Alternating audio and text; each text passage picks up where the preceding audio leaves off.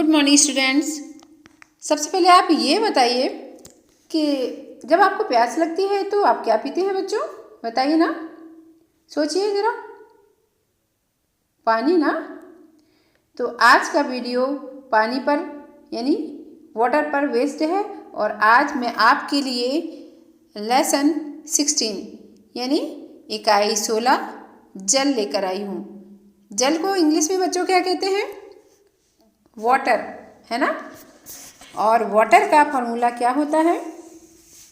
Water का सूत्र formula क्या होता है? H2O, H2O। ठीक है, ये वाटर का फॉर्मूला है। ठीक है बच्चों, अब इस चैप्टर में हम क्या क्या पढ़ेंगे ये देख लेते हैं। जो मेन टॉपिक हैं वो देख लेते हैं। नंबर 1, जल की आवश्यकता एवं उपयोगिता, यानी जल की ज़रूरत और इसका कहाँ कहाँ प्रयोग करते हैं। ठीक है बच्चों, इस पॉइंट में हम ये पढ़ेंगे। एंड सेकंड पॉइंट में पढ़ेंगे जल के स्रोत, जल कहाँ कहाँ से हम प्राप्त करते हैं, है ना बच्चों, इस बारे में पढ़ेंगे। एंड नेक्स्ट है जल के भौतिक गुण एवं अवस्थाएं, यानी जल के भौतिक गुण। जल हमें कैसा दिखता है, जल का कलर कैसा दिखता है, जल का स्वाद कैसा दिखता है, जल की खुशबू कैसी है, ये सब चीज़ें। और जल कितनी अवस्थाओं में प्राप्त किया जाता है या मिलता है, इस बारे में पढ़ेंगे। एंड नेक्स्ट पॉइंट है मृदु एवं कठोर जल का सामान्य परिचय, यानी मृदु जल क्या है और कठोर जल क्या है, इसके बारे में सामान्य जानकारी। ठीक है बच्चों। एंड लास्ट पॉइंट है जल में अशुद्धियाँ और उनका शोधन, यानी जल में जो भी अशुद्धियाँ हैं उनको दूर करना ही शोधन कहलाता है। ठीक है बच्चों, चलिए आप डिटेल में शुरू करते हैं one by one her point को। फर्स्ट पॉइंट है जल की आवश्यकता, यानी जल की ज़रूरत। ठीक है बच्चों, अब प्यास लगने पर आपको कैसा लगता है बच्चों? बताइए ज़रा। आपका गला सूखने लगता है ना, और कैसा लगता है? बहुत ही बेचैनी सी लगती है और शरीर ऐसा लगता है जैसे कि शरीर में एनर्जी ही नहीं है, लगता है ना। शिथिल का मतलब ऐसा लगता है कि शरीर काम ही नहीं कर रहा, है ना बच्चों। लेकिन जब आप जल पी लेते हैं तब कैसा फील होता है बताइए? तब क्या लगता है? जैसे हमारे शरीर में बहुत एनर्जी आ गई है ना, ऐसा महसूस होता है। और जो भी प्रॉब्लम हमें प्यास लगने पर महसूस हो रही थी वो सब दूर हो जाती है। जैसे बेचैनी लग रही थी ना, जब आपको बहुत तेज़ प्यास लगी थी तो क्या हो रहा था? ऐसा लग रहा था पानी मिल ही जाए पीने के लिए, और वो बेचैनी फील हो रही थी। तो लेकिन जब आपने पानी पिया तो आपको बहुत अच्छा फील हुआ, यानी बेचैनी दूर हो गई, है ना। और आपका बॉडी जो है एक्टिव भी हो गया। अब बच्चों एक नेक्स्ट क्वेश्चन है कि जल का प्रयोग आप कहाँ करते हैं? आप बताइए। एक तो नंबर 1 हो गया पीने में, ठीक है। नंबर दूसरा हो गया कपड़े धोने में। नंबर तीसरा क्या हो गया? साफ सफाई करने में। फिर क्या हो गया? आप किसान खेती कैसे करते हैं, है ना, जल से ही करते हैं ना। बीज बोते हैं और फिर मिट्टी में बीज बोते हैं, फिर उसमें क्या करते हैं? सिंचाई करते हैं। यानी आप देखिए किसान कैसे खेती करता है। बीज बोने से पहले भी मिट्टी को पानी देता है ताकि उसमें नमी सफिशिएंट हो जाए, और बीज बोने के कुछ समय बाद जब मिट्टी सूखने लगती है तो फिर उसकी यानी खेत की सिंचाई करता है। ऐसे करके यानी किसान को भी खेती करने के लिए क्या चाहिए? पानी। ठीक है। और नेक्स्ट है जब आग लग जाती है तब आग को बुझाने के लिए किसका उपयोग करते हैं? पानी का ना।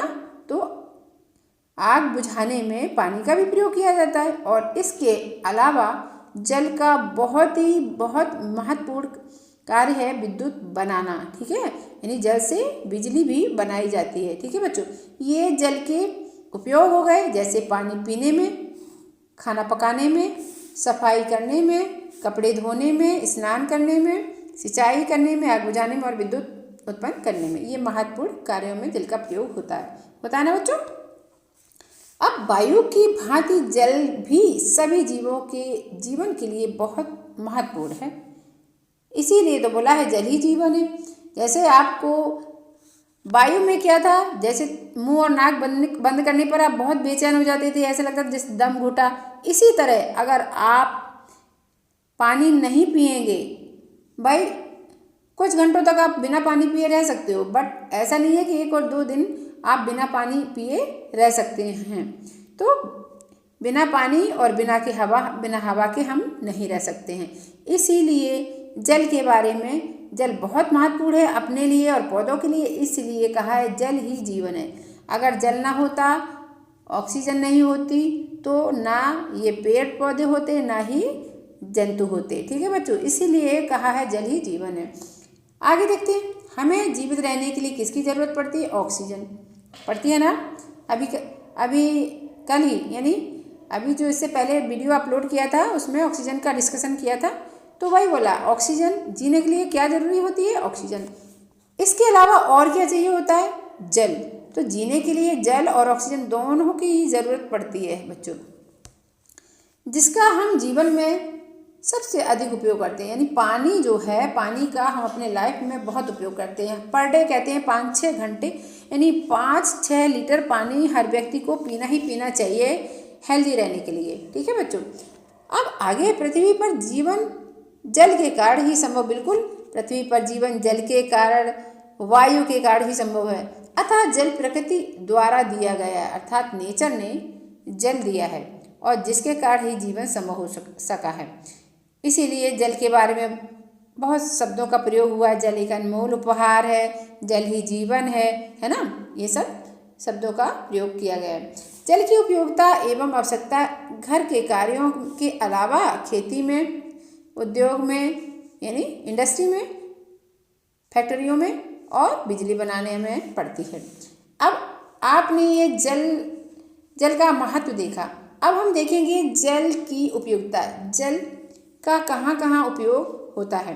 ठीक है बच्चों, जल का उपयोग जैसे होता है मानव शरीर में। ठीक है, हमारे शरीर में जल का उपयोग होता है, उद्योगों में होता है, विद्युत बनाने में होता है और रोजमर्रा के कार्यों में भी होता है। ठीक है बच्चों, इसके अलावा जल जो है मनोरंजन के क्षेत्र में भी यूजफुल होता है और एग्रीकल्चर में भी यूजफुल होता है। इसके अलावा परिवहन के लिए यानी ट्रांसपोर्ट में भी जल का यूज होता है। ठीक है बच्चों, और इसके अतिरिक्त जल जीवधारियों का मुख्य घटक है, यानी मूल घटक मीन्स मुख्य घटक है। इसके बिना तो काम चल ही नहीं सकता। जल अनेक वनस्पति तथा जंतुओं के रहने का स्थान भी है। ठीक है बच्चों, ये आपके हो गए जल के उपयोग। अब जल के उपयोग थोड़ा सा डिटेल में भी देख लेते हैं, जिससे आपको बढ़िया से समझ में आ जाएगा।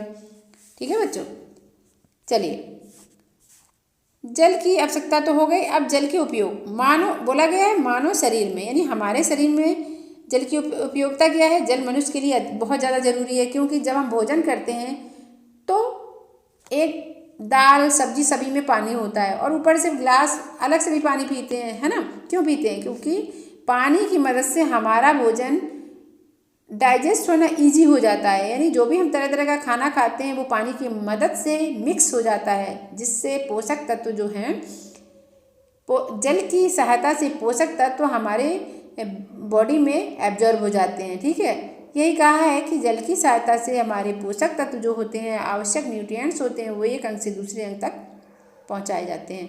अर्थात और क्या है, जल टेम्परेचर मेंटेन में भी उपयोगी होता है। ठीक है बच्चों, नेक्स्ट उद्योगों में यानी हमारी फैक्ट्रीज में, जहाँ फैक्ट्रीज मतलब जहाँ ऐसी बड़ी सी जगह जहाँ पर बड़े पैमाने में कोई भी चीज़ का प्रोडक्शन होता है। ठीक है बच्चों, इसे कहते हैं फैक्ट्रीज। तो फैक्ट्रीज में क्या है? जल का उपयोग बॉयलर में। बॉयलर मतलब बॉयलर भाप बनाने में। बॉयलर एक ऐसा बड़ा बर्तन, बंद बर्तन होता है जिसमें पानी उबाला जाता है और पानी उबालने पर भाप बनती है।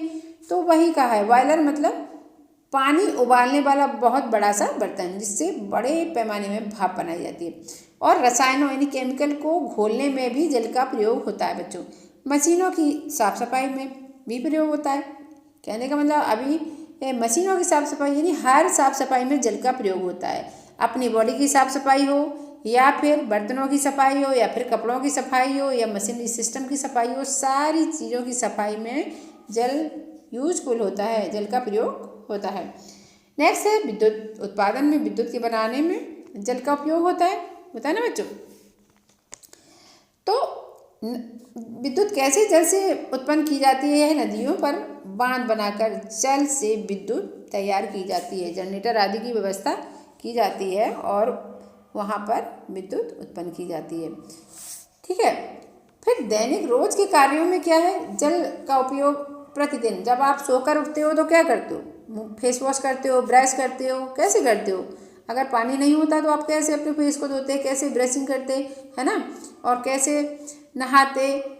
ठीक है बच्चों, इसके अलावा खाना कैसे पकाया जाता है, साफ सफाई या कपड़े धोने का काम कैसे होता है। तो इन सब में क्या है, किसकी जरूरत पड़ रही है, जल की। तो ये दैनिक कार्यों में भी जल का बहुत बड़ा उपयोग है। ठीक है बच्चों, अब मनोरंजन देखिए, जल से मनोरंजन के क्षेत्र भी तैयार किए नहीं, जैसे मछली पकड़ना। मछली कहाँ होती है, पानी में होती है ना, बाहर नहीं होती ना, लैंड पर मछली मर जाती है। इसलिए मनोरंजन के क्षेत्र में मछली पकड़ना, यानी नदी तालाब से मछलियों को पकड़ना या तैरने में जल का प्रयोग होता है। नाव चलाने में भी जल का प्रयोग होता है ना बच्चों, ये सब। खेती करने में भी जल का प्रयोग होता है, यानी बीजों का अंकुरण तभी होगा जब बीज, जैसे सॉइल में बीज बोए जाएंगे और फिर बीज जो है पानी का एब्जॉर्प्शन करेंगे और इसके बाद वो बीजों में अंकुरण होगा, जर्मिनेशन होगा। ठीक है बच्चों, और फोटोसिंथेसिस यानी प्रकाश संश्लेषण की क्रिया में भी जल का प्रयोग होता है ना। क्या बोला था इसे, ऑल ग्रीन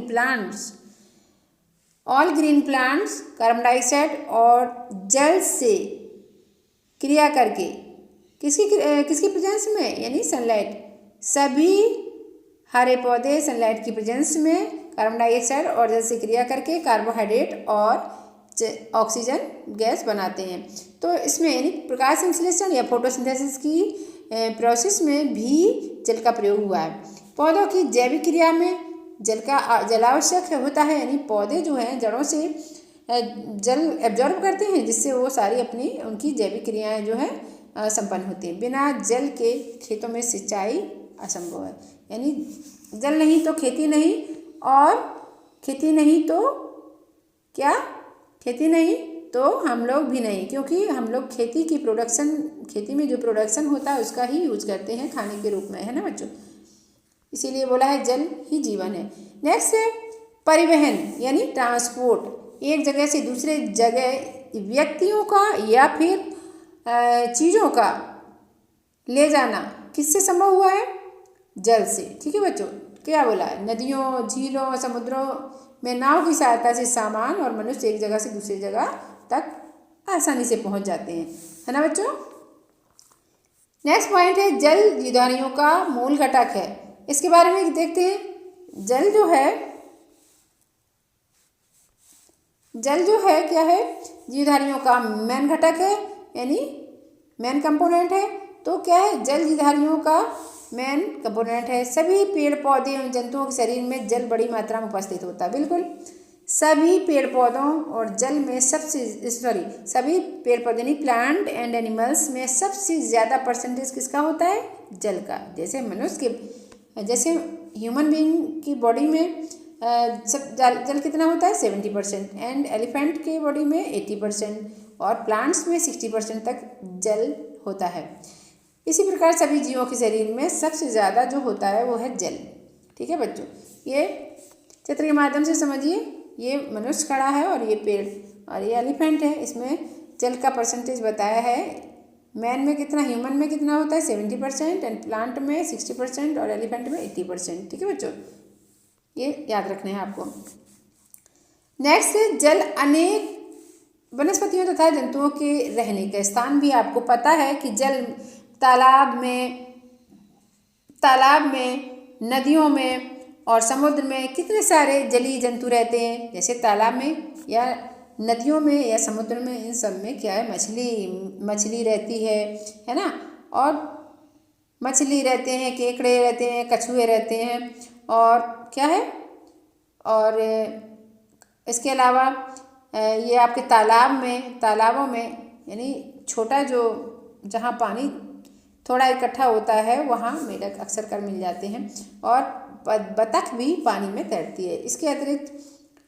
इसके अतिरिक्त क्या है, आपको पता है, डॉल्फिन भी पानी में रहती है, व्हेल भी पानी में रहती है ना, और क्रोकोडाइल, एलिगेटर, ये सब स्नेक भी रहते हैं, पानी में रहते हैं ना, और तरह तरह की मछलियाँ भी पानी में रहती हैं। इसके अलावा पौधे कौन से पानी में रहते हैं? कमल रहता है, सिंगाड़ा रहता है, जलकुंभी रहती है ना, आदि पौधे पानी में पाए जाते हैं। इसी प्रकार नदियों में, अब नदी में बहते जल में क्या है, नदियों में क्या होता है? क्रोकोडाइल, एलिगेटर तथा समुद्र में वेल, यानी ये वेल आदि के लिए बहुत ज़्यादा पानी चाहिए, इसलिए समुद्र में वेल, सील, डॉल्फिन जैसे बड़े बड़े जंतु पाए जाते हैं। ठीक है बच्चों, और ये जल में पाए जाते हैं, इसलिए इन्हें जलीय जीव कहते हैं। अब नेक्स्ट पॉइंट है जल द्वारा कीटाणुओं, बीजों एवं फलों का प्रकीर्णन। ठीक है, जल द्वारा जो है कीटाणु, बीजों और फलों का प्रकीर्णन भी होता है। जैसे नदियों के किनारे लगे पेड़, लगे वृक्षों के फल एवं बीजों का बिखराव भी क्या है, नदियों के किनारे जो पेड़ बड़े बड़े खड़े हैं उनके बीज कहाँ झड़ते हैं? पानी में। पानी से वो क्या है, एक जगह से दूसरे जगह पहुँच जाते हैं, और जहाँ पर वो पानी, मिट्टी, कई बार ये होता है कि वो जो बीज बह जा रहे हैं वो मिट्टी से उलझ जाते हैं और वहीं पर वो ग्रो कर जाते हैं। ठीक है बच्चों, तो जल जो है प्रकीर्णन में भी मदद करता है। और बड़ी नदियों में नाव, जहाज का उपयोग आवागमन के लिए किए जाते हैं। वो समुद्रों में जहाज द्वारा सामग्री या यात्रा का आवागमन एक दूसरे से दूसरे देश में होता है। नाव को हाउस बोट बनाकर मनुष्य झीलों में निवास करते हैं। यानी कहने का मतलब समुद्र में क्या होता है, जब दो देशों के बीच अगर समुद्र है तो कैसे पहुंचा जाएगा? सिर्फ एक ही रास्ता है, शिप। तो समुद्री जहाज़ों के द्वारा एक तो सामान एक कंट्री से दूसरी कंट्री में पहुंचता है और साथ ही साथ यात्री भी जाते हैं। ठीक है बच्चों, अब नेक्स्ट है बहुत से खनिज लवण जल में घुले होते हैं, है ना। ये पौधों में जड़ों द्वारा जल के साथ अवशोषित होकर उनके विभिन्न भागों तक पहुंचते हैं। यानी पौधों को जो पानी देते हैं, देखिए बच्चों, पानी में मिनरल्स होते हैं। ठीक है, जो पानी हम पीते हैं, है ना, वो उस पानी में जो भी मिनरल्स होते हैं वो हमारी बॉडी में पहुंच जाते हैं। इसी तरह से पानी के जो मिनरल्स होते हैं, जब पौधों की सिंचाई की जाती है या पौधों में पानी डाला जाता है तो पानी के माध्यम से पानी की मिनरल्स पौधे में पहुंच जाते हैं। मिनरल्स मीन्स लवण। ठीक है बच्चों, अब इसके अलावा क्या होता है? प्रकाश संश्लेषण। बार बार प्रकाश संश्लेषण शब्द आया है तो आप अच्छे से आपको याद हो गया होगा कि प्रकाश संश्लेषण में पानी की ज़रूरत होती है और कार्बन डाइऑक्साइड की ज़रूरत होती है। अन्य क्रियाओं में जल का प्रयोग होता है। प्रकाश संश्लेषण एवं अन्य क्रियाओं में भी जल का प्रयोग होता है। जल में ऑक्सीजन घुली होती है। ठीक है, मछलियाँ जल में रहती हैं, कैसी जिंदा रहती हैं, उन्हें भी ऑक्सीजन की जरूरत पड़ती है श्वसन में, लेकिन होता क्या है, पानी में ऑक्सीजन घुली हुई होती है। वो ऑक्सीजन मछलियाँ सांस के रूप में लेती हैं। किसके द्वारा? गिल्स के द्वारा। अब आगे देखते हैं बच्चों, जलीय जीव श्वसन के लिए ऑक्सीजन जल के माध्यम से, वही कहा है जल के माध्यम से लेते हैं। नेक्स्ट पॉइंट है मनुष्य के शरीर में होने वाली अलग अलग क्रियाओं के कारण, यानी विभिन्न क्रियाओं के कारण उत्पन्न हानिकारक पदार्थ। जैसे आपके बॉडी में आपने खाना खाया, ठीक है, डाइजेस्ट हुआ, आपने दाल चावल सब्जी सारी चीज़ें खाई, ठीक है, फल भी खाए, है ना। तो जो भी हम खाना खा रहे हैं उससे वेस्ट चीज़ें भी बनती हैं, जैसे प्रोटीन। जैसे हम दालें खाते हैं तो उससे क्या बनती है? प्रोटीन, है ना। प्रोटीन के टूटने पर क्या बनते हैं? यूरिया बनते हैं। ठीक है, तो यूरिया यानी हमारे डाइजेशन के बाद उपरांत ऐसे हानिकारक पदार्थ बनते हैं, है ना, उनको शरीर से निकालना बहुत ज़रूरी होता है। और ये कैसे पॉसिबल हो पाता है? जल से। ठीक है ना बच्चों, हमारे शरीर में विभिन्न क्रियाओं के उपरांत कौन कौन से हानिकारक पदार्थ बनते हैं? जैसे यूरिया है, डाइजेशन, जब हमारा खाना पचता है तो यूरिया भी बनती है, यूरिया, लवण आदि। इनको जल के माध्यम से मूत्र या पसीने के रूप में बाहर निकालते हैं। जब आप यूरिन जाते हैं तो आपकी यूरिन में यूरिया का भी परसेंटेज होता है, यूरिया, लवण होते हैं, है ना, और उस पानी सबसे ज़्यादा पानी होता है। तो ये सब जो यूरिया हमारे बॉडी में रहने से बहुत ही नुकसान है, या यूरिया हमारे बॉडी के लिए बहुत हानिकारक केमिकल है। तो इसको क्या है, बॉडी से निकालना बहुत ज़रूरी है, और ये संभव हो पाता है पानी के द्वारा। इसके अलावा पसीना, जब हम गर्मियों के समय, सर्दियों में तो पता ना खास नहीं चलता है, जब सर्दियों के समय में क्या होता है, एटमॉस्फेरिक टेम्परेचर बढ़ जाता है तो क्या होता है, हमें पसीना आने लगता है। पसीने में क्या होता है, ये लवण है, कुछ कार्बन डाइऑक्साइड की मात्रा भी होती है, तो ये सब जो हमारी बॉडी के लिए हार्मफुल है वो एक्सक्रीशन यानी उत्सर्जन के द्वारा निकाल दिए जाते हैं। ठीक है बच्चों। जीवधारियों उत्सर्जन देखिए कई अंगों से होता है ना बच्चों। जैसे कि उत्सर्जन आपका त्वचा से भी होता है और किडनी से भी होता है। ठीक है बच्चों। तो और उत्सर्जन लंग्स के भी द्वारा होता है, क्योंकि लंग्स से हम क्या करते हैं, कार्बन डाइऑक्साइड निकालते हैं। तो वही जीवधारियों में रक्त के द्वारा भी जल शरीर में संचरित होता है। जीवधारियों में रक्त के द्वारा भी जल शरीर में संचरित होता है। यानी रक्त में क्या है, अपने ब्लड में पानी तो है, सॉलिड तो नहीं है। तो ब्लड जो है पूरे बॉडी में किसके माध्यम से सर्कुलेट होता है, जल के द्वारा। ठीक है बच्चों। तो आप जल के उपयोग तो समझ गए। अब जल कहाँ कहाँ से प्राप्त होता है हमें, यानी जल के सोर्स। तो चलिए देखते हैं। आपके घर में बताइए बच्चों पानी कहाँ से आता है, बताइए जरा, सोचिए जरा, दिमाग लगाइए। अब इस क्वेश्चन के जवाब में कुछ बच्चे कहेंगे कि हमारे घर में पानी जो है कुआं से, नदी से, झील से, झरना से और तालाब या हैंडपंप या वाटर सप्लाई से आता है। ठीक है बच्चों। एक छात्र ने कहा हमारे घर में जल नल की टोंटी से आता है। ये बच्चों के उत्तर होते हैं, आंसर होते हैं। ठीक है। जल तथा टोंटी यानी नल तथा टोंटी जल का मेन सोर्स नहीं है बच्चों। जो आपने कहा कि हमारे घर में जल कहाँ से आता है,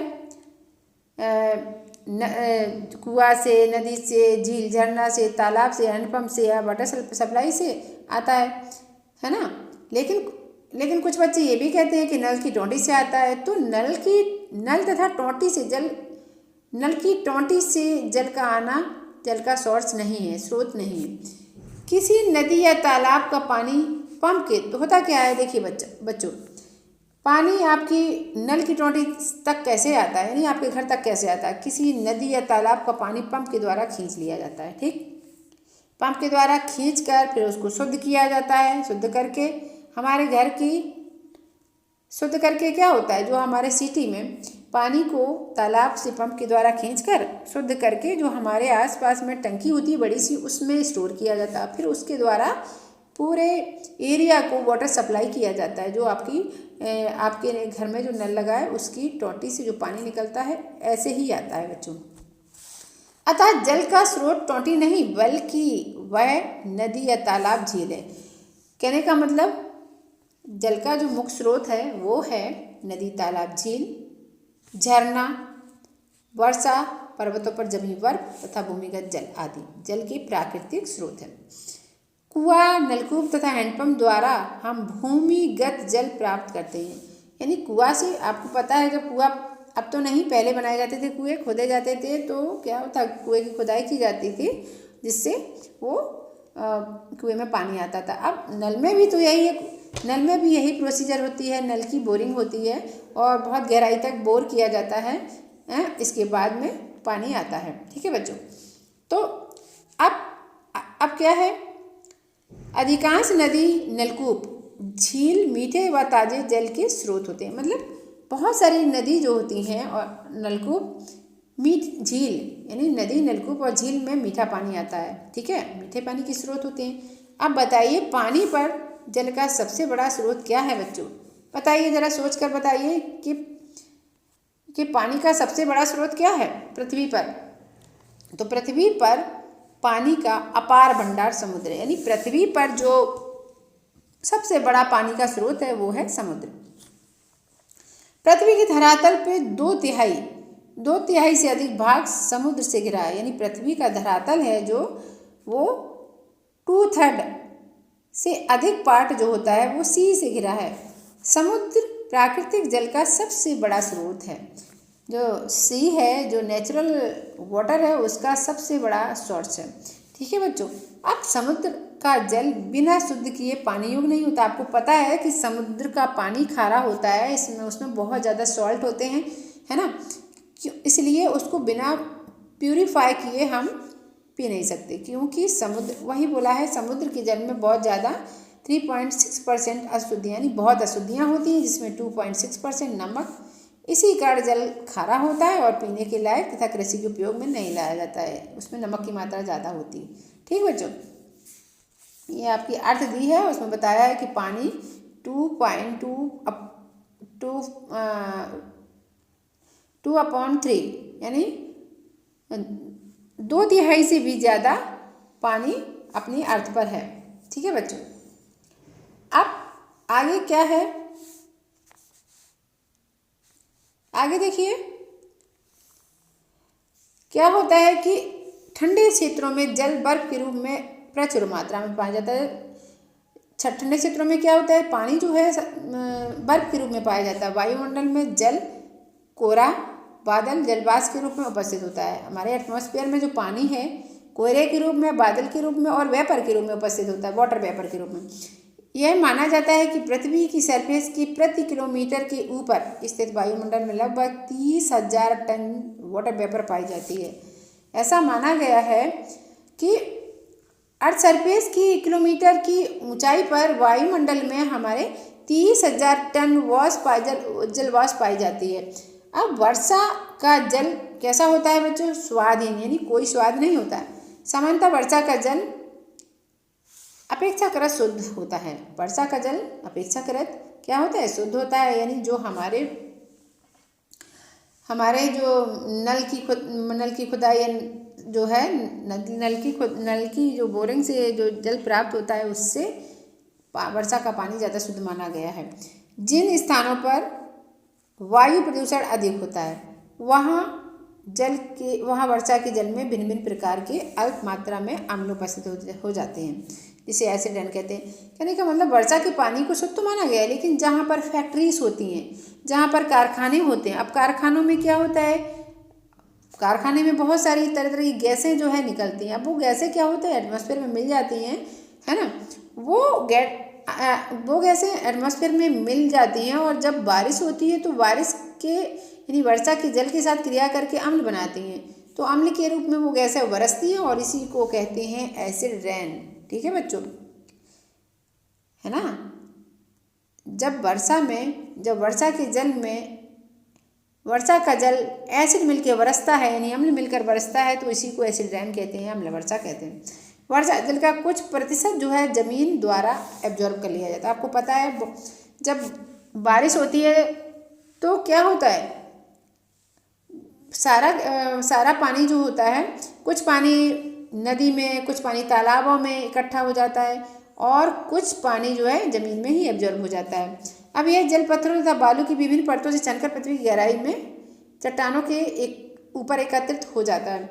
और ये क्या होता है, अब आप पृथ्वी को जब मिट्टी की खुदाई करते हैं तो बहुत तरह तरह की लेयर निकलती हैं, जैसे पत्थर भी निकलती हैं, बालू भी निकलती है, इनकी लेयर निकलती है। तो वर्षा का जल जब मिट्टी में अर्थ में ज़मीन में एब्जॉर्ब होता है तो क्या होता है, वर्षा का जल जब ज़मीन में एब्जॉर्ब होता है तो वो पत्थर और बालू की विभिन्न परतों से छन कर पृथ्वी की गहराई में यानी पृथ्वी की गहराई में यानी नीचे मिट्टी के नीचे बहुत गहराई में चट्टानों के ऊपर इकट्ठा हो जाता है। अब खनिज लवणों के घुले होने के कारण यह जल स्वाद युक्त तथा पीने योग्य हो जाता है।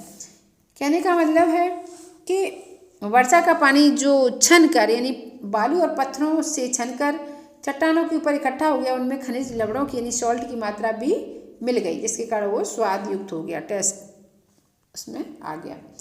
विभिन्न स्रोतों से प्राप्त जल का स्वाद उसमें घुले खनिज लवणों के कारण होता है। ठीक है बच्चों, अभी क्या बोला कि वर्षा का पानी जो छन कर विभिन्न लेयरों से छनकर चट्टानों के ऊपर इकट्ठा हो जाता है, वो स्वाद उसमें थोड़ा स्वाद आ जाता है क्योंकि उसमें मिनरल सॉल्ट भी मिल गए हैं। इसलिए किसी स्रोत के जल का स्वाद मीठा तो किसी का खारा होता है। यानी कहीं कहीं पर आप देखते हैं कि किसी ने नल बोर करवाया तो उसका पानी खारा निकलता है और किसी का अच्छा निकलता है, मीठा निकलता है थोड़ा। अब देखिए बच्चों, समुद्र, झील, नदी, तालाब, भूमिगत जल वर्षा जल के मुख्य स्रोत हैं, है ना। ये जो मेन पॉइंट निकले हैं वो क्या है, कौन कौन से पानी के कौन कौन से स्रोत हैं। समुद्र है, सबसे बड़ा स्रोत जो है समुद्र है, फिर झील, नदी, तालाब और भूमिगत जल और वर्षा, भूमिगत जल तथा वर्षा, ये जल के प्रमुख स्रोत हैं। एंड सेकंड पॉइंट है कुआं, नलकूप, हैंडपंप पीने योग्य जल के स्रोत हैं। पीने योग्य जल जो है, पीने लायक जल कहाँ से लिया जाता है? कुआं से, नलकूप से, हैंडपंप से लिया जाता है ना। नेक्स्ट लास्ट पॉइंट है विभिन्न स्रोतों से प्राप्त जल के स्वाद में भिन्नता उसमें मिले मिनरल सॉल्ट के कारण होती है ना, जो ऊपर अभी आप पढ़ चुके हैं। जल के भौतिक गुण, जैसे वायु के भौतिक गुण थे उसी प्रकार जल के भी भौतिक गुण हैं बच्चों, है ना, जो हमें अपनी ज्ञानेंद्रियों से, ऐसे गुण जो हम अपनी ज्ञानेंद्रियों से पता करते हैं, सेंस ऑर्गन से पता करते हैं, उन्हें भौतिक गुण कहते हैं। ठीक बच्चों, जैसे एक बीकर में शुद्ध जल लीजिए, जैसे एक बीकर में क्या है, गिलास में आप शुद्ध जल लीजिए, उसे सूंघिए, चखिए, है ना, और इसका रंग देखिए आप, और इसके सबके आपको उत्तर बताना है। सूंघेंगे तो सूंघकर क्या खुशबू आई जल की, और चखेंगे तो क्या स्वाद था, और इसका रंग देखेंगे तो कैसा रंग था, यही तो आपने ये जब ये जल की ये सब सूंघने पर, चखने पर और उसका रंग देखने पर पता चला कि जल में कोई खुशबू नहीं है और कोई टेस्ट नहीं और ना ही कोई रंग है, तो हम कहेंगे जल जो है रंगहीन, गंधहीन, स्वादहीन तथा पारदर्शी है। पारदर्शी मीन्स अब किसी बर्तन में अगर पानी भरा है तो आपका उसमें इमेज दिखती है ना, इसीलिए बोला है। या फिर ऐसे समझ लीजिए किसी बकेट में पानी भरा है और उसमें कोई सिक्का आदि गिर जाता है तो आप पानी के ऊपर से ही पता कर लेते हैं कि इसमें सिक्का पड़ा है। ठीक है, इसीलिए इसको पारदर्शी बोला गया है, जल पारदर्शी है। ठंडा गर्म करने पर जल किस रूप में परिवर्तित हो जाता है? जल को 0 डिग्री सेंटीग्रेड तक ठंडा करने पर वह बर्फ बनती है ना। जब पानी को फ्रिज में रखते हो, फ्रीजर में, तो क्या होता है, वहाँ का टेम्परेचर 0 डिग्री सेंटीग्रेड हो जाता है और बर्फ जम जाती है। तथा गर्म करने पर जब आप भगोने में पानी गर्म करते हैं, बहुत तेज़ गर्म होने लगता है, जब 100 डिग्री सेंटीग्रेड पर पानी पहुँच जाता है तो उसमें क्या होता है, गैस जैसी निकलने लगती है। वो क्या है, अब पानी से वो गैस निकल रही है, इसलिए क्या बोलेंगे, उसको वाष्प बोलेंगे, जल वाष्प, यानी जल की वाष्प। तो देखिए बच्चों, अगर पानी को हम अपने रूम टेम्परेचर पर रखेंगे तो पानी जो है लिक्विड फॉर्म में रहेगा। अगर हम इसको फ्रीजर में रख देंगे तो वो सॉलिड फॉर्म में यानी आइस में बदल जाएगा। अगर हम इसी पानी को 100 डिग्री सेंटीग्रेड पर बॉयल करेंगे तो ये गैस में बदलने लगेगा, यानी वाटर वेपर बनने लगेगी। अब मेन पॉइंट निकल के आए हैं। जल की 3 अवस्थाएं होती हैं, कौन कौन सी? ठोस, द्रव, गैस। पानी को आप इन तीनों रूपों में देखते हैं। अब ठोस का एग्जाम्पल है बर्फ, द्रव का एग्जाम्पल है जल, गैस का एग्जाम्पल है जल वाष्प। नेक्स्ट पॉइंट है सामान्य ताप पर जल द्रव के रूप में होता है। इसकी अवस्था यानी जल की अवस्था परिवर्तन ताप पर निर्भर करती है बच्चों, टेम्परेचर पर डिपेंड करती है। सामान्य जल एक अच्छा विलायक है। विलायक मतलब घोलक। जल में बहुत सारी मोस्टली चीज़ें घुल जाती हैं, इसलिए कहा है जल एक अच्छा विलायक है। तथा अनेक पदार्थ ठोस, द्रव, गैस आदि जल में घुल जाती हैं। जल के अन्य सामान्य गुण निम्नलिखित तालिका या टेबल में दिए गए हैं। देखिए गुण, जल के गुण क्या है? जल के गुण क्या है? गंध एवं स्वाद, रंग एवं गंध। जल गंधहीन, रंगहीन पदार्थ है। फिर स्वाद, शुद्ध जल स्वादहीन होता है। फिर अवस्था, जल की 3 अवस्थाएं पाई जाती हैं, जैसे अभी ऊपर बताया, ठोस, द्रव, गैस, है ना। हिमांक, गलनांक। हिमांक मीन्स फ्रीजिंग पॉइंट एंड गलनांक मीन्स क्या होता है? Melting point. तो जल जो है कि कब फ्रीज होता है, जमता है 0 डिग्री सेंटीग्रेड पर, उसी को जमने को ही हिमांक बोलते हैं। ऐसा टेम्परेचर जिस पर जल जमने लगता है उसे कहते हैं हिमांक। ठीक है बच्चों। और ऐसा टेम्परेचर जिस पर जल उबलने लगता है उसे कहते हैं बॉइलिंग पॉइंट या क्वथनांक।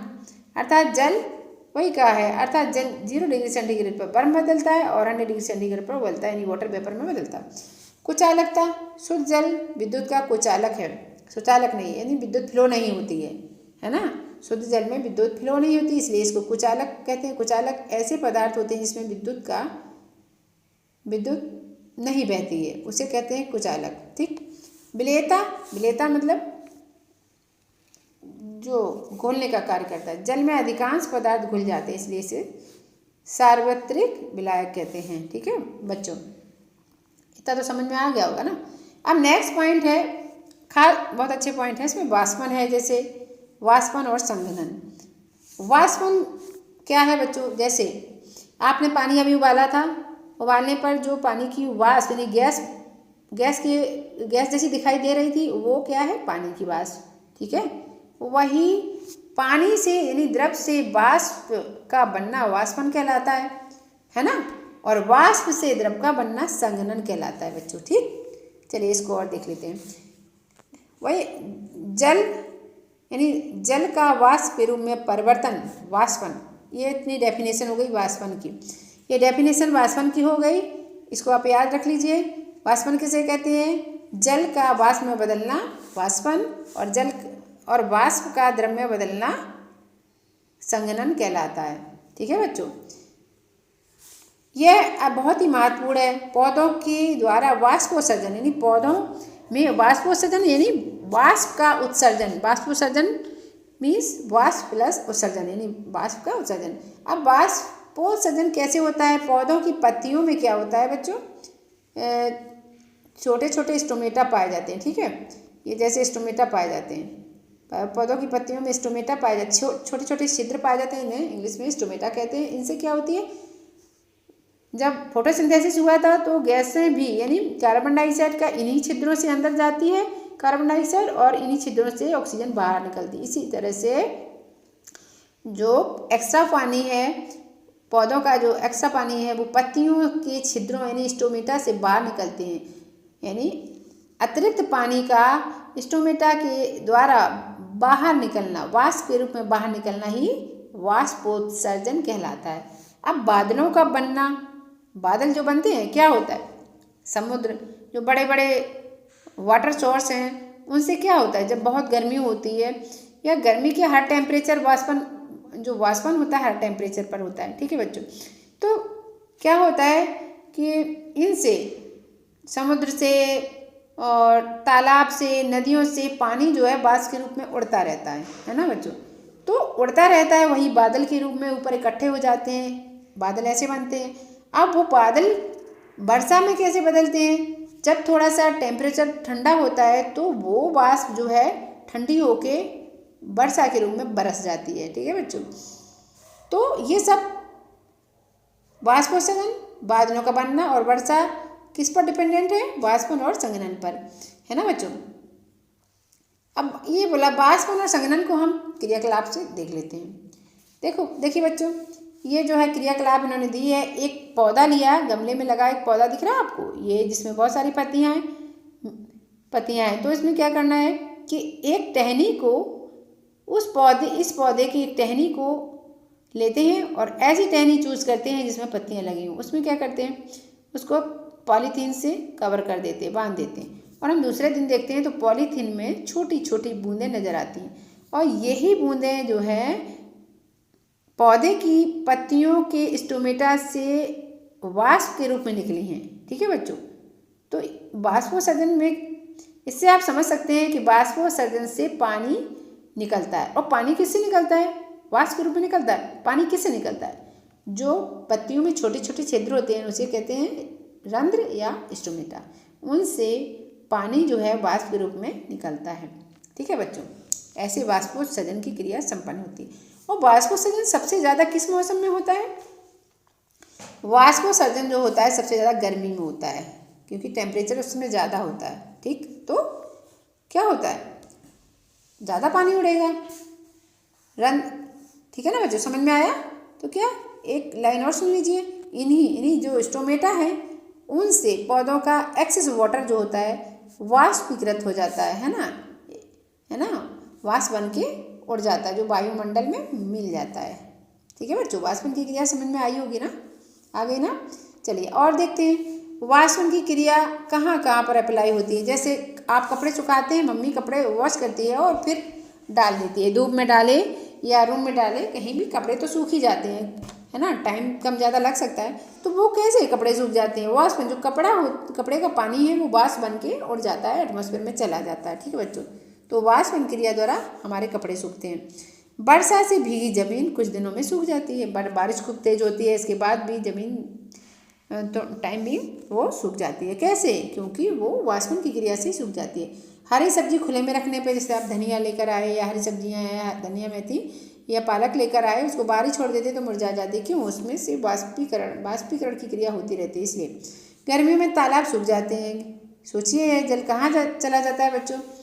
तो ये सब जो तालाब से, नदियों से या चीज़ों से जो पानी है पानी जो है कम हो जाता है, वो किस क्रिया द्वारा कम हो जाता है? वाष्पन की क्रिया द्वारा। ठीक है बच्चों। अब आगे देखते हैं समुद्र, नदी, तालाब, कुआं आदि से जल निरंतर वाष्पित होता रहता है और वायुमंडल में मिलता रहता है। यह जल युक्त सभी वस्तुओं का जल हर समय हर ताप पर वाष्पित होता रहता है। ये इम्पोर्टेंट है कि वाष्पन की क्रिया हर ताप पर होती है, यानी कम ज़्यादा सभी ताप पर होती है और ये क्रिया चलती ही रहती है। ठीक है बच्चों। तो जल यहाँ से यहाँ तक जरा ये बहुत इम्पोर्टेंट है वाष्पन के ऊपर। ठीक है बच्चों। आगे देखते हैं क्रियाकलाप के माध्यम से एक और देख लेते हैं कि ये देखिए इसमें क्या है।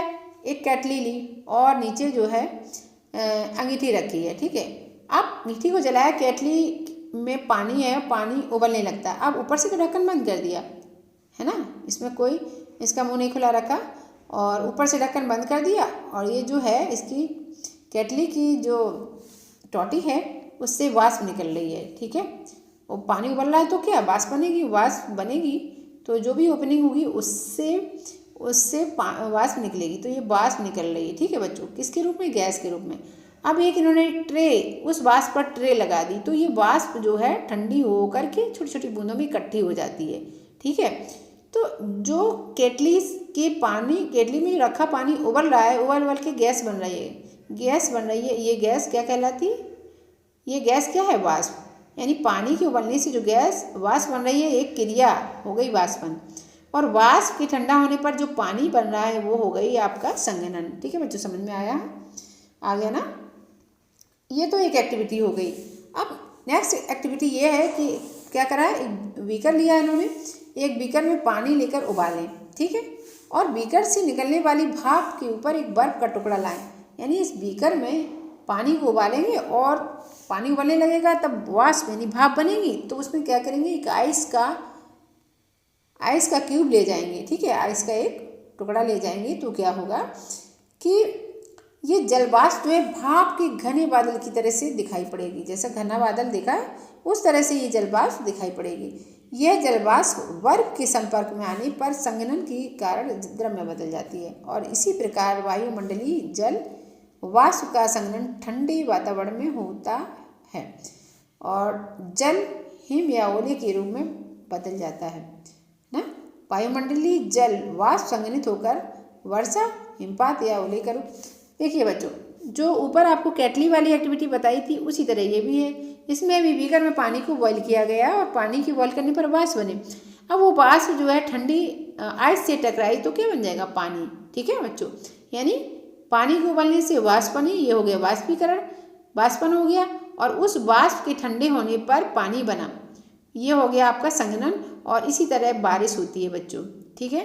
क्योंकि जब हमारे अर्थ पर जो भी पानी है नदी, तालाब, नदियों, झीलों में, समुद्र में, वो क्या वाष्पन की क्रिया द्वारा उड़कर एटमॉस्फेयर में इकट्ठा हो जाता बादल के रूप में। और जैसे ही वो वाष्प ठंडी होती है तो क्या होता है? बारिश के रूप में वो वाष्प बरस जाती है। ठीक है। ये आपको क्लियर हुआ? चलिए आगे देखते हैं। आप मृदु एवं कठोर जल। मृदु पानी जो है कितने प्रकार का होता है? मृदु जल और कठोर जल, यानी दो प्रकार का होता है, soft water and hard water. ठीक है बच्चों। अब नेक्स्ट क्या है, आपने अनुभव किया होगा कि कुछ कुओं के कुछ कुओं के जल या स्थान विशेष में पाए जाने वाले जल में, यानी आपने ये जरूर देखा होगा किसी किसी कुएं या नल के पानी में साबुन का झाग कम आता है और किसी किसी नल या कुएं के पानी में साबुन का झाग अच्छे से आता है। तो बच्चों मेन बात यह है कि जिस पानी में साबुन का झाग ज़्यादा आता है वो आपका हो गया मृदु जल। ये पानी की पहचान है, कठोर जल और मृदु जल पानी की यही पहचान है कि जिस पानी में साबुन का झाग ज़्यादा होता है वो हो गया मृदु जल और जिसमें साबुन का झाग कम आता है वो हो गया कठोर जल। कठोर जल मीन्स होता है जो कठोर है उसमें मिनरल सॉल्ट की मात्रा अधिक होती है, ठीक है बच्चों। और जो पानी जिसे मृदु कहते हैं, जिसमें साबुन का झाग अच्छे से हो रहा था, उसमें क्या होता है मिनरल सॉल्ट की मात्रा कम होती है, ठीक है। जितनी ज़रूरत होती है उतनी ही होती है। तो इसलिए मिनरल सॉल्ट की क्वांटिटी की आधार पर ही ये जल दो प्रकार के होते हैं, मृदु जल एवं कठोर जल। मृदु जल को कहते हैं सॉफ्ट वाटर एंड कठोर जल को हार्ड वाटर कहते हैं, ठीक है बच्चों। अब क्वेश्चन ये है कि ऐसे जल को, वो हो गया सर, ऐसे जल को कठोर जल कहते हैं, चलिए ठीक है। अब जल को किसी घरेलू जल शोधन युक्ति से शुद्ध कर लिया जाए तो लवणों की मात्रा में कमी आ सकती है। कहने का मतलब है कि जल में यानी पानी में जो मिनरल सॉल्ट अधिक हैं उनको जल यानी घरेलू विधि के द्वारा ऐसा जल जिसमें मिनरल सॉल्ट अधिक है, जिसे कठोर जल कहते हैं, उसको घरेलू विधियों के द्वारा शुद्ध किया जा सकता है, जिसके परिणाम स्वरूप पानी में मिनरल सॉल्ट कम हो सकते हैं। चलिए आगे देखते हैं। ये एक्टिविटी है बच्चों। एक्टिविटी के माध्यम से इसलिए दी जाती है एक्टिविटी क्योंकि एक्टिविटी ही एक ऐसी चीज़ है जिसके माध्यम से बच्चों को बहुत ही अच्छे से हर कॉन्सेप्ट क्लियर होता है, ठीक है बच्चों। चलिए 2 बाल्टियों में जल लें। एक बाल्टी में क्या करना है, एक बाल्टी के जल में कुछ खनिज लवण जैसे कैल्शियम का क्लोराइड, ये क्या है, खनिज लवण है। खनिज लवण क्या है, धातु के तत्व होते हैं, ठीक है। और दूसरा खनिज लवण क्या है, मैग्नीशियम सल्फेट लेते हैं, MgSO4 इसका फॉर्मूला है। मिलाकर घोलें, यानी एक बकेट में पानी लें और उसमें कैल्शियम क्लोराइड और मैग्नीशियम सल्फेट मिलाकर घोलें और दूसरी बकेट के जल में वैसा ही रहने दें। दूसरी बार जो बकेट में पानी में कुछ भी नहीं करेंगे। दोनों बकेट के जल में एक एक कपड़ा भिगोकर उसमें साबुन लगाएं। क्या अंतर दिखाई देता है। ये बहुत ही अच्छी एक्टिविटी है जिससे आप इस एक्टिविटी को करने पर पता चल जाएगा कि कौन सी बकेट का पानी मृदु है और कौन से बकेट का पानी क्या है, हार्ड है। तो बच्चों जिस बकेट के पानी में आपने ये सारे मिनरल्स मिलाए हैं जैसे कि कैल्शियम क्लोराइड और मैग्नीशियम सल्फेट, उसका पानी जो है हार्ड बन गया, यानी उसमें मिनरल सॉल्ट की मात्रा अधिक हो गई, इसलिए कठोर पानी जल बन गया, है ना। और दूसरी बकेट में क्या है, उसमें मिनरल सॉल्ट बहुत ज़्यादा नहीं है, तो वो क्या है, सॉफ्ट वाटर है। और सॉफ्ट वाटर में साबुन का झाग ज़्यादा आता है, हार्ड वाटर में कम, ठीक है। ये आप इस एक्टिविटी के माध्यम से ही आपको क्लियर हो जाएगा। चलिए जिस जल में, वही कहा है, जिस जल में लवण घुले हैं वह साबुन के झाग को कम कर देता है और कठोर जल है। जिस जल में कुछ नहीं घुला है वह साबुन के झाग को अधिक देता है और वह मृदु जल है। जल की कठोरता की पहचान उसके द्वारा साबुन से झाग उत्पन्न करने की क्षमता से की जा सकती है। तो बच्चों आप जल की कठोरता कैसे समझेंगे। सबसे सिंपल प्रैक्टिकल है कि जिस पानी में साबुन का झाग ज़्यादा बनता है वो हो गया आपका मृदु जल और जिसमें कम बनता है वो हो गया कठोर जल। अब आगे देखते हैं। 2 पॉइंट में बताया कि कठोर जल में साबुन के झाग जो है कम होते हैं और मृदु जल में साबुन के झाग ज़्यादा बनते हैं। एक बीकर में और एक्सपेरिमेंट है। एक बीकर में कठोर जल, दूसरे में मृदु जल लें, दोनों को 5 मिनट तक उबालें। क्या होता है ये देखना है। जिस बीकर में कठोर जल था उसकी तली में सफ़ेद रंग की पपड़ी के रूप में जम जाता है, जबकि दूसरे में ऐसा नहीं होता है। कठोर जल के प्रयोग यदि बड़े पैमाने पर भाप बनाने के लिए बॉयलर में किए जाएं तो बॉयलर की तली दीवारों पर धीरे धीरे पपड़ी जमती है। इससे जल को भाप में बदलने के लिए अधिक ईंधन की खर्च होती है, बॉयलर फट भी सकता है। ये बच्चों ये जल की कठोरता को दूर करने के लिए ये बताया गया है, यानी जो कठोर जल है यानी हार्ड वाटर है उसकी कठोरता उबाल कर दूर की जा सकती है। अब जब हम कठोर जल जिसमें क्या है खनिज लवण ज़्यादा होते हैं, ऐसे पानी को जब हम उबालते हैं तो उसमें सफ़ेद नीचे उसकी बॉटम में सफ़ेद पाउडर सा जम जाता है, वो क्या है, मिनरल सॉल्ट है, ठीक है बच्चों। और कई बार तो ऐसा होता है कि बर्तनों में क्या होता है, ये पपड़ी जम जाती है, ठीक है। और ये किस कारण से होता है, ये मिनरल सॉल्ट की वजह से होता है ना। आगे देखते हैं जल में अशुद्धियाँ एवं उनका शोधन, यानी जल में जो अशुद्धियाँ हैं उनको हम कैसे दूर करेंगे। देख लेते हैं बच्चों। जल में अशुद्धियाँ यानी जो गंदगी है उनको कैसे दूर करेंगे, वही है। आप कभी किसी नदी तालाब में नहाने गए हैं? बताइए बच्चों, किसी नदी या तालाब में नहाने गए? तो आपने ये भी देखा होगा कि नदी तालाब के जल में तैरती हुई या अघुलनशील ये नदी, आपने नदी में ये भी देखा होगा कि बहुत सारी गंदगी उसमें तैर रही है ना। और मृत जीव जंतु भी बहते हुए देखे होंगे। पॉलीथीन की थैलियाँ में घर के अवशिष्ट पदार्थ भी तैरते हुए देखे होंगे। मतलब नदियों में क्या करते हैं लोग, कचरा, थैली ये सब फेंक देते हैं। कभी कभी गंदे पानी के नाले, सीवर, यानी कभी कभी क्या होता है, सीवर या फैक्ट्रियों के अवशिष्ट भी नदी में गिरा दिए जाते हैं। यानी जो फैक्ट्रियाँ हैं, फैक्ट्रीज हैं, ये कारखाने हैं, उनसे जो प्रोडक्ट बनते हैं फैक्ट्रियों में, तो उन प्रोडक्ट बनते तो हैं लेकिन उनसे बहुत सारी हानिकारक चीज़ें भी निकलती हैं, जैसे हानिकारक गैसेस भी निकलती हैं और द्रव के रूप में बहुत सारे हानिकारक अवशिष्ट पदार्थ भी होते हैं जो क्या करते हैं, वो सीधे नदियों में गिरा देते हैं। और कहाँ ले जाएंगे, इतना बड़े पैमाने में अवशिष्ट पदार्थ को कहाँ ले जाएंगे, तो सीधे नदियों में ड्रेन कर देते थे।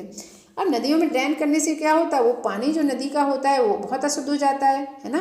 कई बार पॉइजनस भी हो जाता है, जिससे कि नदी में जो भी मछलियाँ होती हैं, नदी तालाब में, नदियों में जो मछलियाँ होती हैं वो मर जाती हैं। तो अशुद्धियों को देखते हुए क्या आप नदी का पानी पीने योग्य समझेंगे? मतलब इतनी सारी अशुद्धियाँ देखने के बाद क्या आपने नदी के पानी को पीने की सोची? नहीं ना।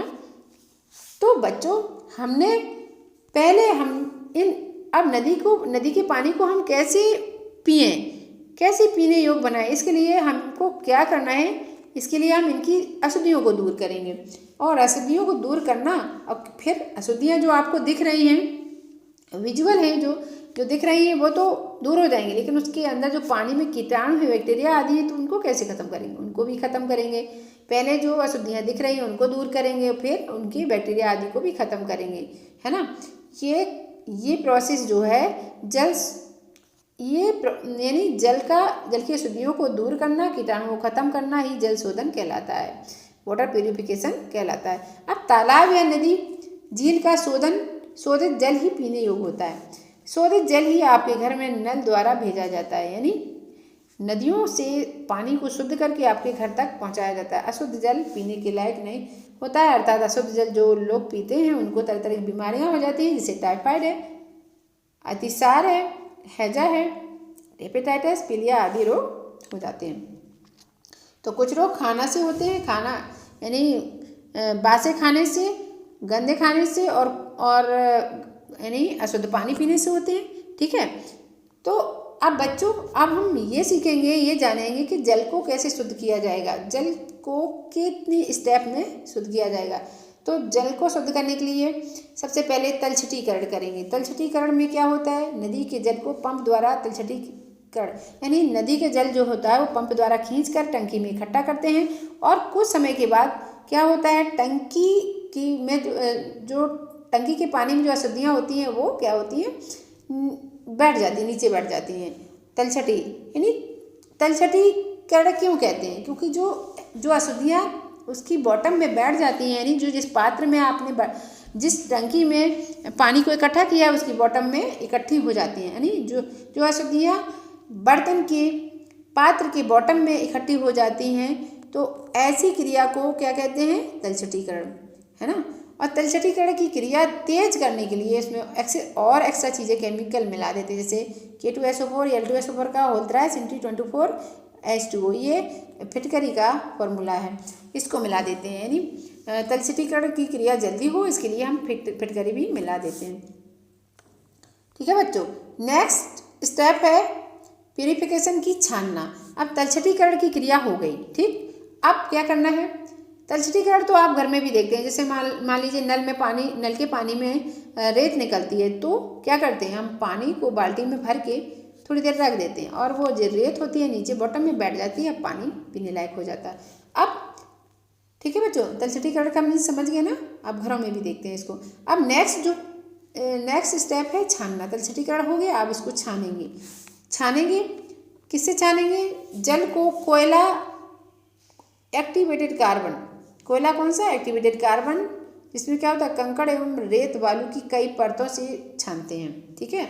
इससे क्या होता है कि धूल या आगुलन सी रसीदियाँ निकल जाती हैं। कोयला रंग एवं गंध को दूर करता है।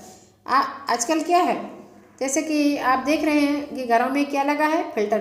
फिल्टर में क्या होता है, फिल्टर में कैंडल होती है और उसमें क्या होता है कि उसमें कोयले की कैंडल होती है, उसी से छनता रहता है पानी, ठीक है बच्चों, और छन छन के शुद्ध हो जाता है। अब आगे देखते हैं, कहाँ पर थे हम। ओह हाँ, ये था आपका छानना हो गया, क्लियर हो गया। अब लास्ट जो थर्ड स्टेप है वो है क्लोरीनीकरण, यानी क्लोरीनीकरण हो गया। तो इसमें क्लोरीनीकरण में क्या होगा, जो अब देखिए तलछटीकरण हो गया, पानी को छान भी लिया गया। अब छनित जल में जो बैक्टीरिया है उनको ख़त्म करना है। तो कैसे ख़त्म करेंगे, उसमें मिलाएंगे ब्लीचिंग पाउडर। अब ब्लीचिंग पाउडर में क्लोरीन है, इसीलिए इसको क्लोरीनीकरण भी बोल दिया। ब्लीचिंग पाउडर का फार्मूला है CaOCl2।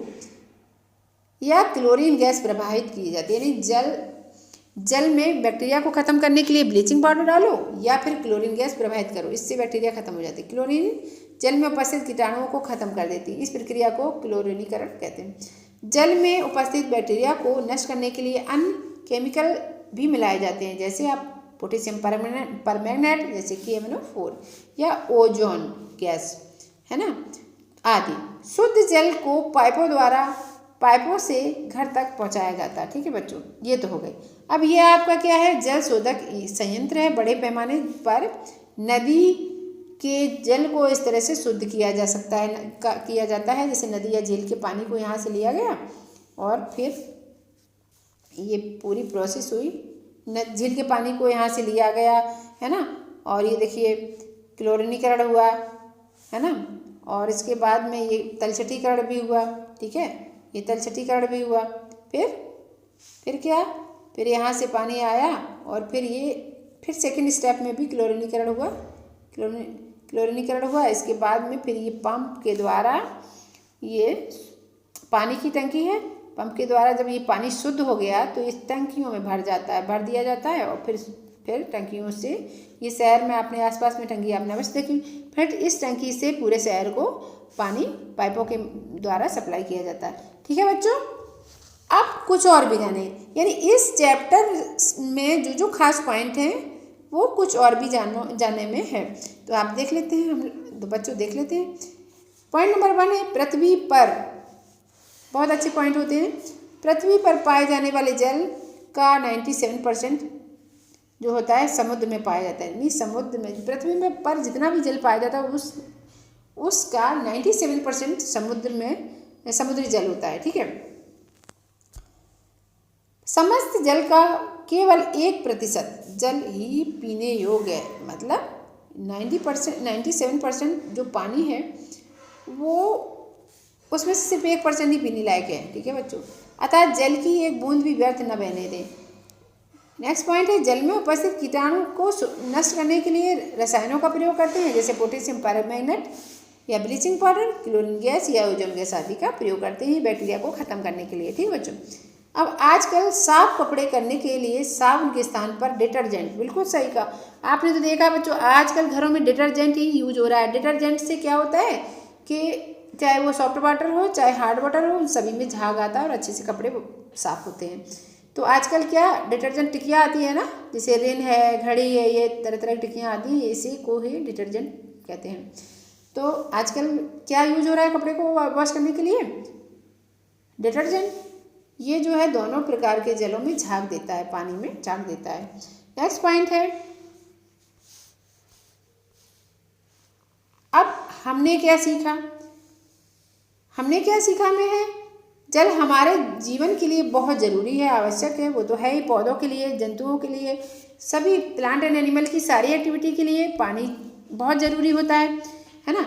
इसलिए कहा गया कि जल हमारे जीवन के लिए बहुत ज़रूरी है, अर्थात जल ही जीवन है। मेन मतलब जब कोई जल की इतनी ज़्यादा इम्पोर्टेंस है कि जल के बिना कोई भी जीवन संभव ही नहीं हो सकता, इसलिए कहा है जल ही जीवन है।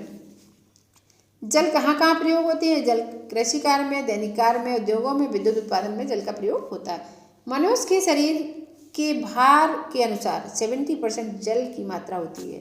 ठीक है, मनुष्य के बॉडी वेट के अकॉर्डिंग जो 70% क्या होता है? पानी होता है। समुद्र प्राकृतिक जल का सबसे बड़ा स्रोत है। जल कैसा होता है? रंगहीन, गंधहीन, स्वादहीन और पारदर्शी। बर्फ का गलनांक यानी गलनांक, बर्फ का गलनांक क्या होता है? क्वथनांक। बर्फ का जो फ्रीजिंग पॉइंट जो होता है वो कितना होता है? 0 डिग्री सेंटीग्रेड। फ्रीजिंग पॉइंट यानी जो बर्फ है जमना किस टेम्परेचर पर शुरू होती है? 0 डिग्री सेंटीग्रेड पर बर्फ जमती है। ठीक है, ये फ्रीजिंग पॉइंट है यानी हिमांक। ठीक है, तथा शुद्ध जल का बॉइलिंग पॉइंट होता है 100 डिग्री सेंटीग्रेड, 100 डिग्री सेंटीग्रेड होता है। मृदु जल समुद्र के साथ अधिक झाग देता है, यानी मृदु जल जो होता है साबुन के साथ ज़्यादा झाग देता है और कठोर जल साबुन के साथ कम। लेकिन डिटर्जेंट में ऐसा कुछ नहीं है। डिटर्जेंट में डिटर्जेंट जो है hard water and soft water दोनों के साथ ही अच्छा से झाग देता है और सारे कपड़ों की गंदगी जो है क्लीन करता है। फिर जल के शोधन में क्या क्या, जल किन किन चीज़ों से शोधित किया जाता है? जल किन किन चीज़ों से साफ किया जा सकता है, शुद्ध किया जा सकता है? तो वो है फिटकरी है, तलछटीकरण क्रिया द्वारा भी उसको जल को शुद्ध किया जा सकता है, और कोयला रंग तथा गंध को दूर करने में, तथा ब्लीचिंग पाउडर। देखिए, जल का शोधन जो है फिटकरी से किया जाता है, ब्लीचिंग पाउडर से, पोटेशियम परमैंगनेट से किया जाता है, और ये सब क्या करते हैं? जल में उपस्थित कीटाणुओं को नष्ट कर देते हैं। इसके अलावा जो बड़ी बड़ी गंदगी है वो तलछटीकरण द्वारा और कोयला के द्वारा दूर की जाती है। ठीक है बच्चों, तो ये चैप्टर बहुत ही अच्छा था। आई होप आपको समझ में आया होगा। अगर समझ में आया है तो इसे लाइक भी करें, शेयर भी करें, और नए हैं तो सब्सक्राइब करें। तब तक के लिए बाय बच्चों। नेक्स्ट वीडियो के साथ मैं फिर आऊँगी। अगर कोई आपको किसी कॉन्सेप्ट को समझने में कोई प्रॉब्लम हो तो कमेंट बॉक्स में अवश्य लिखें। ओके बच्चों, टेक केयर।